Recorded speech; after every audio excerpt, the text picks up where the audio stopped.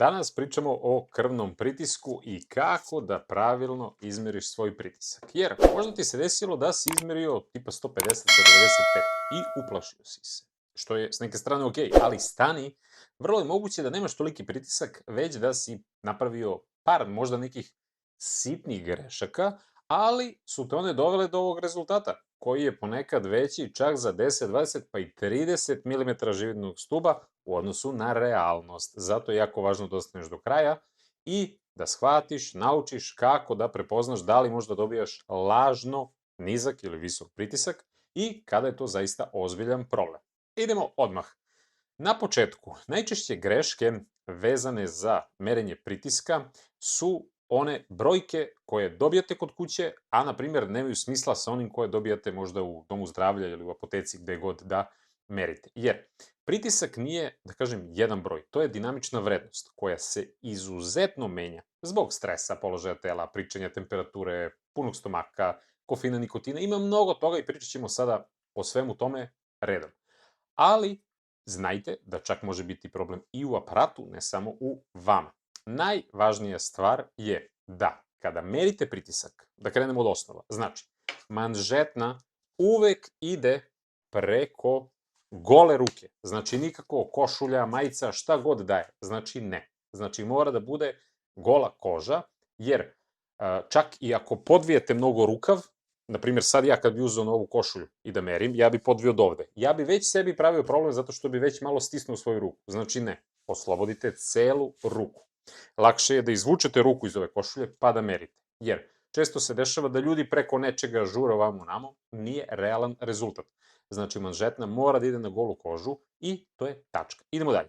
Zglobni merači često se predstavljaju kao praktični. U principu možda to tako i jeste, ali ono što je jako važno, dovoljno je da šaka bude, da kažem, par centimetara iznad ili ispod nivoa srca i broj može da se promeni. Vrlo često lažno može da podigne sistolni pritisak možda i do 20 mm živnog stuba. Zlatni standard u merenju pritiska je nadlaktna manžetna, kao ovo što sam pokazao. Ako baš mora da bude zglobni, ruka mora da bude potpuno oslonjena, nepomična i tačno u nivou srca. Ali iskreno, ako vam je stalo do tačnosti, merite ovim klasičnim, da tako kažem. Kada pričamo o narednoj čestoj stvari gde ljudi puno greše, jeste, nema odmora. Dođete iz neke gužve, penjete se u stepenice, parking, neko vas iznervirao, neka jurnjeva po gradu. Sednete i odmah merite pritisak. To nije realan pritisak, to je aktivni pritisak. Ova greška često može u praksi da da čak do 30 mm živnog stuba razlike. Naročito kod nekih ljudi koji su mnogo osetljiviji od drugih. Rešenje je minimum 5 minuta mirnog sedenja, najidealnije je 10 minuta. Znači, bez čačkanja telefona, bez pričanja, bez neke aktivnosti. Već zavalite se kao da čekate red negde i samo mir. 10 minuta. Kada posle tog stanja izmerite pritisak, to je realna priča. Sledeća greška je pogrešan položaj ruke, jer ruka, na primjer, da li merite levo-desno, pričat ćemo o tome, ali ako je ruka prenisko, znači ja sad bi mogao da merim pritisak i da pustim ovako da padne skroz dole. Znači, nije dobro, a može da bude i previše podignuta ruka. Ni to nije poenta. Znači, kada merite pritisak, bitno je da ruka bude oslonjena i da bude u nivou srca. Zašto? Iz kog razloga? Jer gravitacija deluje na vašu ruku. Znači, zamislite telo kao stub jedne vode, da tako kažem. Što ste niže u tom stubu, pritisak je logično veći. Znači, ruka oslonjena, stavite na neku površinu, opuštena, manžetnu stavite, znači, kao što rekoh, u nivou srca. Znači, otprilike, meni sada kada bi merio, trebalo bi tu da bude negde. I to je to. Znači, otprilike sredina, da kažemo, grudne kosti. Takođe, česta greška je da ljudi, bilo da su u ordinaciji ili kod kuće, uzmu i samo sednu, na primjer, negde, ali nemaju oslonac za leđa. Ja sada sedim na takvoj stolici koja ima oslonac za leđa. Kada nema, naročito one u krug što se vrte kod lekara, mada promenili su ih, ali ima još negde se, vi se ili pogrbavite ili se previše pa izvrnete ovamo. Znači, bez oslonca, često sistolni pritisak može da skoči i do 10 mm živnog stuba. Takođe, ruka u krilu, kao što rekoh, loš oslonac, može da doda isto par brojki. Prekrštene noge takođe su jedna velika, po znacima navoda, glupost. Kad kući merite, pa onako vi se izvrnete, pa... Ne. Znači, rešenje je stolica sa naslonom, leđa oslonjena, stopala ravno na podu, a noge ne ukrštene, nego, znači, lepo sedite. Takođe, greška, česta koja se, naročito sad, dešava u eri ovih popularnih tehnologija, je pričanje na telefon. Znači, ako nemate vremena da ljudski izmerite pritisak, nemojte da ga merite. Čak i lagani razgovor aktivira mišiće, simpatički sistem, sve to podiže sistolni pritisak, a u nekim uslovima može i da podigne do 15 mm živinog stuba. Aparat neće možda da vam izbaci error ili pogrešan broj, ali nije realno. Kao što rekoh, tišina i mir dok manžetna pumpa i dok ispušta. Takođe, veliki problem je i kada nam se ide u WC. Nebitno da li je mala ili velika nužda, ali naročito kada imate osjećaj da je puna bešika, ponekad u nekim istraživanjima se pokazalo da može čak do 20 mm živnog stuba da podigne pritisak. Zato je jako važno da obavite sve što imate u toaletu, pa onda merite, bez da trpite i da vam bude neprijetno, zato što je to i onda i psihološki i fiziološki problem. Takođe, velika greška je veličina manžetne i njena zategnutost. I ovde se prave možda čak i najgore greške u smislu terapije. Manžetna, znači kada kupite zavisno od proizvođača i tako dalje, tako dalje. Znači može da bude mala. Vi imate na svakoj manžetni, kao na primjer na ovoj, ovo vam predstavlja, imate ovde, evo ga piše indeks, koji ide preko ove linije kako motate, koja obeležava da li vam je ova manžetna možda mala. Imate maksimum. Znači, koliko možete da namotate manžetnu. Ponekad se dešava da ljudi imaju preveliku ruku ili da im je pak manžetna prevelika. Znači, da imaju premalu ruku. Znači, mnogo je važno da, osim toga, jer imate, na primjer, konkretno, ova manžetna ovde, čini mi se da ima oznaku, da, evo, ovde, na primjer, stoji ML oznaka. Znači, vidite koja je veličina vaše ruke, probajte tamo gde budete kupovali, Apoteka najverovatnije, i znači vidite. Takođe, mnogo je važno da kada merite pritisak, eventualno kada namotate manžetnu, da možda samo, da kažem, jedan prst kada zategnete, jedan, eventualno dva, sad zavisi ko ima koliko velike debele prste, ali kada namotate manžetnu, jedan prst da stane, eventualno dva, ali baš onako teško. I to je prava mera, jer treba da omogućite da se to napumpa, da kažem, kako treba. Znači, obratite pažnju na to. Sledeća greška koja se često dešava je vreme merenja. Pritisak prirodno varira. Jednostavno, nismo isti ljudi ujutru, nismo isti ljudi uveče. Često može biti, da kažem, pritisak ujutru veći. Iz kog razloga? Zato što kortizol utiče na sve to. Naročito ako imate stresne poslovne aktivnosti i tako dalje. I ako merite onako nasumično, dobijate haos. Pritisak se meri u identično vreme i upisuje. To je neophodno. Znači, merite ujutru, merite uveče. Upisujte. I to je to. Takođe, velika greška predstavlja i to što danas su ljudi, nažalost, dosta zavisni od, bilo da je to kofein, bilo da je nikotin, energetska pića, alkohol, hrana, šta god. Pre merenja izbacujete sve. Iz kog razloga? Kofein, kod onih koji redovno piju, pa, na primjer, prave pauzu, može da se promeni pritisak. Isto tako i kod onih koji ne piju, pa popiju kafu, tipa piju jedan put, dva put nedeljno i baš tipa pred pritisak. Često može čak do 10 mm živnog stuba da se pomeri, a postoje mogućnosti gde se mnogo još više podigne pritisak, ali, kažem, to je sad već individualna stvar. Znajte da tada odmaknete sve to. Nikotin često može isto da podigne pritisak. Znači, jer utiče na kompletnu fiziologiju. Takođe isto važi za energetska pića. Jer, kao što oni, da kažem, podižu, alkohol može akutno i da spusti pritisak i ponovo možemo da dobijemo lažan broj, automatski terapije i tako dalje, tako dalje. Obrok, naročito oni obilni, teški, sporo koji se vare i tako dalje, menjaju tonus krvnih sudova. Znači, zlatno pravilo je minimum, bilo bi dobro sat vremena, ali minimum 30 minuta, bez svih ovih supstanci koje sam nabrojao. Uz to dodajemo i vežbanje, jer ponekad se dešava ljudi odu na trening pa mere pritisak. koja poenta, treba vreme dok se telo ohladi i tako dalje. Takođe, jedna od velikih stvari koja je mnogo važna posle lekarima da im date tačan uvid je broj merenja, u smislu. Pritisak skače iz minuta u minut. Kada donesete odluke na osnovu jednog broja, sami sebi pravite problem. Znači, znajte da je potrebno više merenja. I sada ćemo detaljno o tome. I da, kada sam pominjao malo pre, sad se setih, kada stavljate, znači, manžetnu, uglavnom imate uputstvo kako ide, gde je oznaka, gledajte kako je pregib lakta ovde, znači, manžetna mora da ide iznad pregiba lakta, ne direktno na lakat, nego bar nekih 2 cm okvirno. Sad kod nekog malo više, kod nekog malo manje. Ali znači nemojte da je lepite baš na pregib lakta. Što se tiče oznake, ponekad za ovu brahijalnu arteriju, postoje oznake na manžetnama koja treba da prolazi faktički ta crvena linija, ili kako je već negde objašnjavaju, tu malo ispod bicepsa. Što se tiče broja merenja, radite 2 do 3 merenja. Međutim, znajte i ovo, mora da prođe vreme između tih merenja, da se krvni sudovi normalizuju, jer vi znate, osjećate koliko vas to stegne. Znači, mnogo je važno da čak i skinete manžetnu između merenja, prođe par minuta, pa izmerite ponovo. I onda pravite prosek. Znači, ako se prva, da kažemo 2, razlikuju više od 5 mm živnog stuba, uradite i treće, pa da vidite šta se dešava. I, da kažem, pišite sve to. Takođe, ponekad je dobro kad možda krećete tek sa terapijom, sa nekim izmenama u vašem životu i tako dalje, izmerite obe ruke, i levo i desno. Uglavnom se preporučuje leva ruka, ali izmerite vi levu i desnu. Koristite ruku sa višim vrednostima kao referentnu, naročito u tom periodu dok se određuje terapija i tako dalje.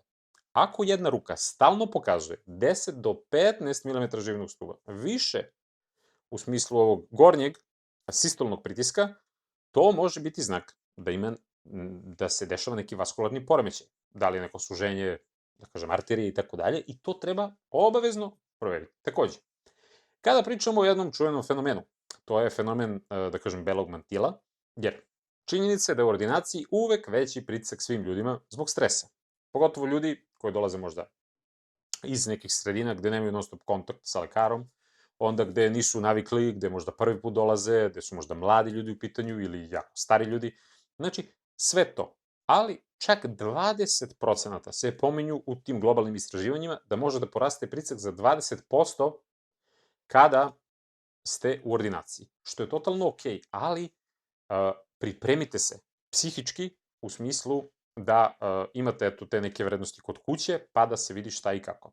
Jer mnogo je važno da znate da što više informacija date lekaru, bit će bolje za vas. Znači, kućno merenje je tu negde kao referentna vrednost. Kod lekara svakako treba to malo da se smanji. Ako želite, pitanje je uvek se postavlja koliko često da se meri pritisak. Znači, čim ustanete ujutru, 2 puta izmerite. Pre hrane i pre terapije. 2 puta uveče, pre spavanja ili pre večere, kad god je vama zgodno. I tako 7 dana, pa napravite prosek. I to je prava stvar. Takođe, visok pritisak, znajte da je veoma opasan i tihi ubica. U smislu, mnogo ljudi koje lično poznajem ili kroz rad u apoteci, koje sam susreo, dođu i kažu, pa ja ništa ne osjećam, nisam ni znao da imam pritisak. Znači, pritisak ne mora da se osjeća, zato što naše telo je izuzetan, da kažemo, superkompjuter i on može da amortizuje mnogo toga, pa i taj pritisak. Znači, šteta se skuplja godinama, sitno oštećenje, u smislu, zidovi arterija se menjaju, dešavaju se upale, dolazi do raznih ožiljaka, pravi se jedna vrsta plaha, pa onda suženje, pa krtost i tako dalje. I onda jedan dan samo malo stresa i pau, nešto se desi. U smislu, moždani udar, srčani udar, bubrezi, nešto otkaže i organe ne zanima koliko dugo je vaš pritisak visok. Zanima ih koliko visoko je otišao taj pritisak i da li to može da se kompenzuje. Znači, u principu naše telo ne gleda to kao, zašto li mi je pritisak visok pa da to sređujem. Ne, nego imam visok pritisak dugo, sad više ne mogu da podnesem, pau. Znači, dugme pauza faktički ne postoji kada pričamo o pritisku. Ako dobijete baš ekstremno visok pritisak, nikako nemojte da se tešite i nešto uradit ću sam, nisam odmorio i tako dalje. Znači, odmah kod lekara, jer znajte, kada pričamo o pritisku, morate da shvatite šta ide pre pritiska. Mnogo ljudi danas misli, nije do mene, to je genetika, Znači, veliki deo povišenog pritiska ide ruku pod ruku sa insulinskom rezistencijom, preddiabetesnim stanjem i generalno lošim metaboličkim zdravljem. Često je nepoznat uzrok, ima i takvih, da ne može da se otkrije, koje je, znači, rezultat u smislu nekih tamo dešavanja, pa je posledica pritisak, ali visok insulin i šećer mogu da doprinesu zadržavanju tečnosti u bubrezima.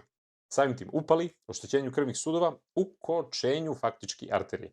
I da, postoje, znači, razne tu sad neke terminologije, fraze i tako dalje, ali, znači, ono da pričamo nešto najpoznatije što svi znaju, to je HbA1c. Znači, odradite i to, vidite šta se dešava, znači, u smislu hronično povišenog šećera.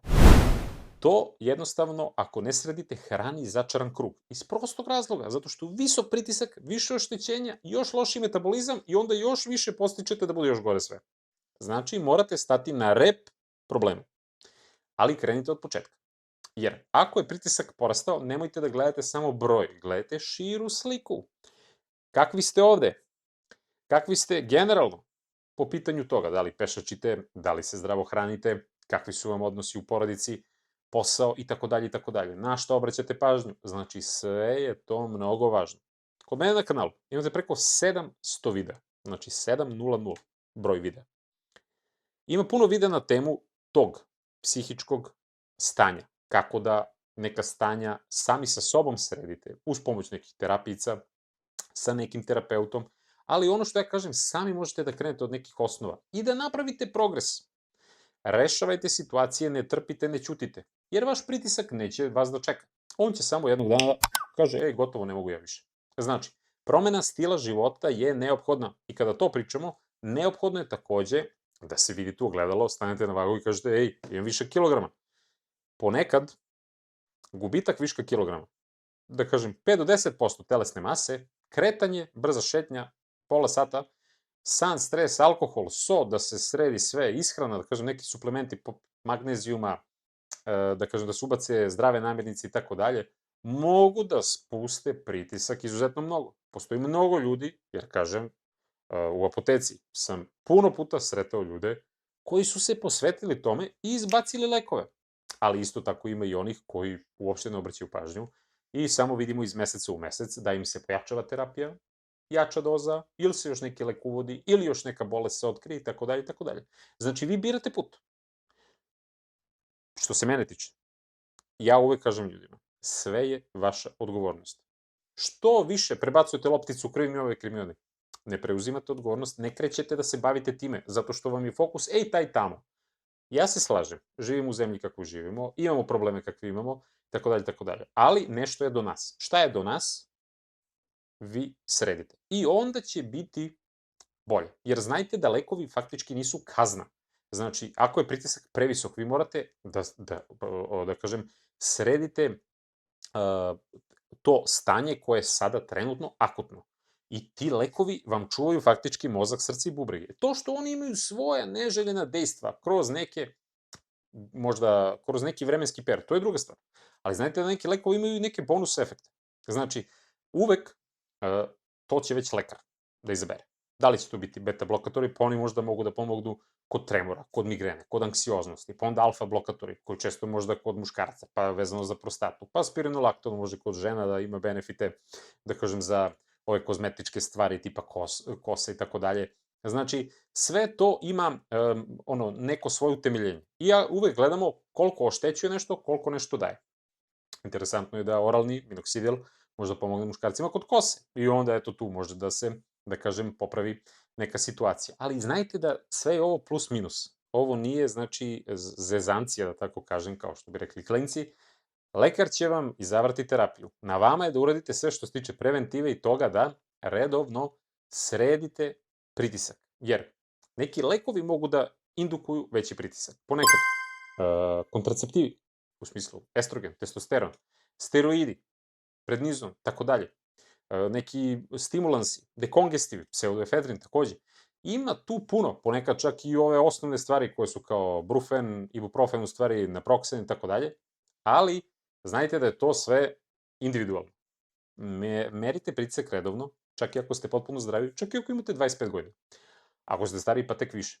I znajte za kraj, puno ljudi dođu u apoteku pa me onda pita kao koji aparat, ovo je skuplji, ovo je ovako, ovo je onako, ovo je garancija 3 godine, 5 godina. Znači, bitno je da i kad uzmete vaš merač pritiska, s vremena na vreme izmerite pritisak kod nekog. Kao što rekao, da li ćete kod lekara, da li ćete neke apoteke mere, neke ne, ali kod nekog prijatelja, jer ponekad se dešava da vremenom aparat izgubi tačnost. Znači, bitno je, pod znacima navoda, da ga kalibrišemo. Nekad se dešava da stvarno krene da meri loše. Znači, pogotovo gledajte oni koji idu, sad imate opcije, tipa da li na struju, da li na bateriji i tako dalje. Ali proverite, uporedite, jer često ljudi se zavozaju, dođu u apoteku, mi proverimo, vidimo, kažemo, pa ne radi dobro. Manžetna možda negde pušta. Ima puno opcija. Znači, birajte uređaje koji su validirani, da tako kažem, i evo pišite baš u komentaru. Koje greške ste vi pravili, koje greške ste vi otkrili u vezi pritiska, šta vam je najviše pomoglo u vezi pritiska, u smislu da se spusti, reguliši i tako dalje. I napišite neko vaše iskustvo koje će značiti nekome da, eto, možda nešto sam ja ispustio, ne mogu sve da kažem u jednom videu, niti je to moguće, niti tako treba, da bude pa i previše informacija, ali, znači, pišite i znajte da je vaše zdravlje isključivo vaša odgovornost. Što pre to tako prihvatite i shvatite, bit će bolje i za vas i za ljude oko vas, jer ćete manje biti drugima na teretu, a sa druge strane sklonit ćete se od lekova. Najlakše je da se predate i da pijemo lekove. Ja nisam za to i kao farmaceut ja uvek kažem, ajmo sve prirodno prvo da uradimo, pa ako ne možemo prirodno, onda lekovi su jednostavno obaveza. Nema hoću neću, nego jednostavno moramo da bi zaštitili nešto dok ne sredimo, pa onda prestajemo. Tako da eto, uživajte u današnjem danu, veliki pozdrav od mene, pišite u komentarima vaše iskustva i veliki pozdrav. Vidimo se!